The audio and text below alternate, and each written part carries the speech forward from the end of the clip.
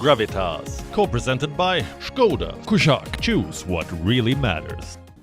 Last night, the Taliban announced a caretaker government. All 33 members are men. And more than half of them are on the United Nations terror watch list. I'm sure you know all of this by now. The Taliban have installed a government of terrorists. That's the only thing the world is talking about right now. But tonight, I want to focus on the ministry that's missing. The Ministry of Women. The Taliban does not have one. Their government doesn't have one. Plus, they have no women in government. None of this is surprising, but that doesn't make it all right. And Afghan women are very clear about it. World powers can conveniently discuss the engagement with the Taliban, their engagement with the Taliban. World militaries can shamelessly flee and leave their weapons behind, but Afghan women are not shy of standing their ground. They've taken matters in their own hands. They've hit the streets. They're demanding their freedoms back. For us, this is the biggest story from Afghanistan. We launched a campaign to save Afghan women. Some Afghan women told us, we don't need saving, just support us. And they're walking the talk right now. What they're doing is both dangerous and extremely courageous. They're risking their lives to fight for their freedoms. These images are from Kabul. From streets controlled by the Taliban, women marched in protest. They refused to hide their faces. They chanted anti-Taliban slogans. They blamed Pakistan for the collapse of the civilian government. And they did it without following the Taliban's dress code.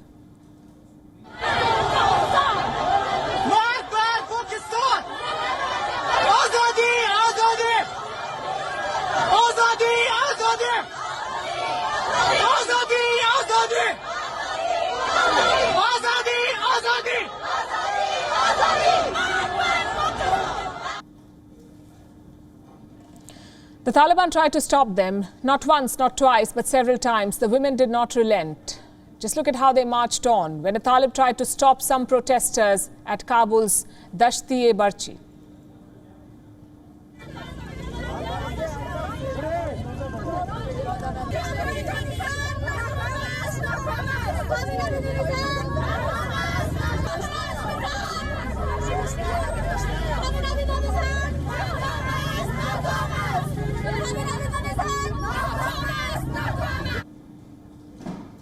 Now look at this picture.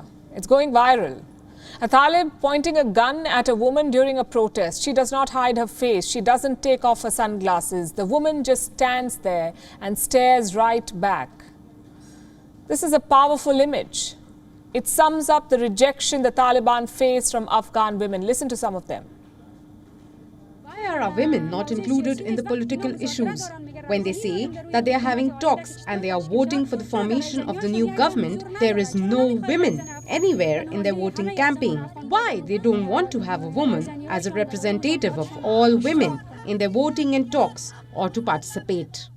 We are protesting because we don't want a dictatorial government. We don't want ISI's government. They're interfering in our country's domestic war. We are protesting to support the women, and we came here to support the National Resistance Front. These women certainly don't mince their words. This is a serious challenge for the Taliban. They probably did not see this coming. Unarmed women fighting a fight that the world's most powerful military lost. So the Taliban have doubled down. They're cracking down on women protesters in full public view. This is what happened yesterday. The Taliban tried to whip women protesters in full public view, and this happened again today. What I'm about to show you is disturbing. An Afghan journalist posted this. Some women were protesting. The Taliban turned up. Here's what followed.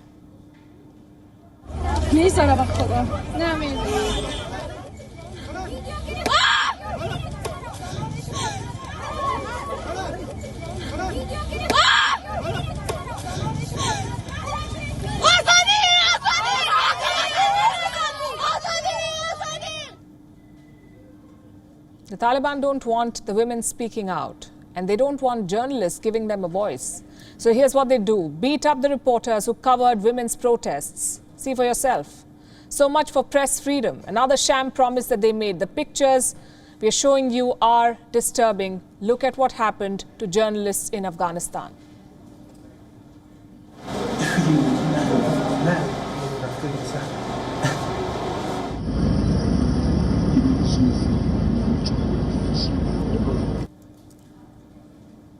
This is horrible. What I'll show you next is worse. A Taliban leader explaining why women must wear a hijab, because without a hijab, apparently, a woman is like a sliced melon. This is what he says. خربزه‌ای که چاک شده او رو می‌خریم یا خربزه‌ای که سالم مانده است. طبیعی است از خربزه سالم می‌گیریم. یعنی حجاب برای زن همینطور است. This is the real face of the new rulers of Afghanistan. They see women as commodities. Frankly, what else would you expect from them?